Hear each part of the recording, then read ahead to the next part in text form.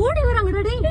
நம்ம சென்னையில இருக்கவங்களுக்கு என்னதான் ஆச்சு? ஒரு பக்கம் பாத்தீங்கன்னா ரேப் கேஸ் அதிகமாயிட்டு இருக்கு. இன்னொரு பக்கம் பாத்தீங்கன்னா கொலை பண்ணி தூக்கி போடுறான். இன்னொரு பக்கம் திருட்டுன்னு இப்படி எங்க பார்த்தாலுமே நம்ம ஆஃப்டனா கேட்டுட்டு இருக்க நியூஸ் தான் இது எல்லாமே.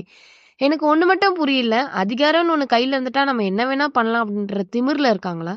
இல்ல இந்த நேம் எல்லாம் வச்சு அவங்க மிஸ்யூஸ் பண்றாங்களா? அப்படின்றது எனக்கு மிகப்பெரிய ஒரு கொஸ்டின் மார்க்கா தான் இப்போ வரைக்குமே இருக்கு. இப்போ ரீசென்ட்டா சென்னை ஈசிஆர்ல நைட் ஒரு 1:00 இருக்கும். அவங்க கசின்ஸ் எல்லாம் சேர்ந்து அவங்க ஃபேமிலியோட வெளில போயிருக்காங்க.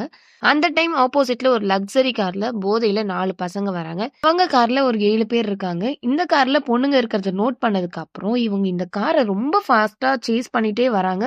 ஒரு பக்கம் ஒரு பையன் இறங்கி ஓடி வந்து இறங்குங்க அப்படின்ற மாரிலாம் மிரட்டிட்டு இருக்கான். எனக்கு ஒண்ணு மட்டும் புரியல. எவ்வளவோ சேஞ்சஸ் நம்ம நாட்டுல நடந்ததுக்கு அப்புறமும் கூட, இன்னமும் இப்படிலாம் ஜந்துங்க இருக்குங்க அப்படின்ற நினைக்கும்போது ரொம்பவே கஷ்டமா தான் இருக்கு. அட் லாஸ்ட் இந்த பொண்ணுங்க எப்படியோ தப்பிச்சு போயிட்டாங்கன்னு வச்சுக்கோங்களேன். ஒருவேள அங்க யாருமே இல்லன்னா, அவங்கள நிலைமை என்ன ஆயிருக்கும்? கொஞ்சம் கூட என்னால யோசிச்சு கூட பார்க்க முடியல. அப்படியே இத தாண்டி அந்த பொண்ணுங்க போலீஸ் ஸ்டேஷன்ல போய் கம்ப்ளைண்ட் பண்ண போனாலும், அந்த போலீஸ் கிட்ட கொஸ்டின் என்னன்னு பார்த்தீங்கன்னா, "அந்த டைம்ல நீங்க ஏம்மா வெளில போனீங்க? உங்களுக்கு என்ன வேல?" அப்படின்ற மாரி கேட்டிருக்காங்க. இங்க மட்டும் இல்ல, அண்ணா யூனிவர்சிட்டி கேஸ்லயும் இதே மாரி கொஸ்டின தான் ஃபர்ஸ்ட் முன்னெடுத்து வச்சாங்க. இந்த நியூஸ எப்படி வேணா சேஞ்ச் பண்ணலாம். ஏன் வாட் எவர் இட் இஸ் அந்த பொண்ணே இடிச்சிருக்கட்டுமே!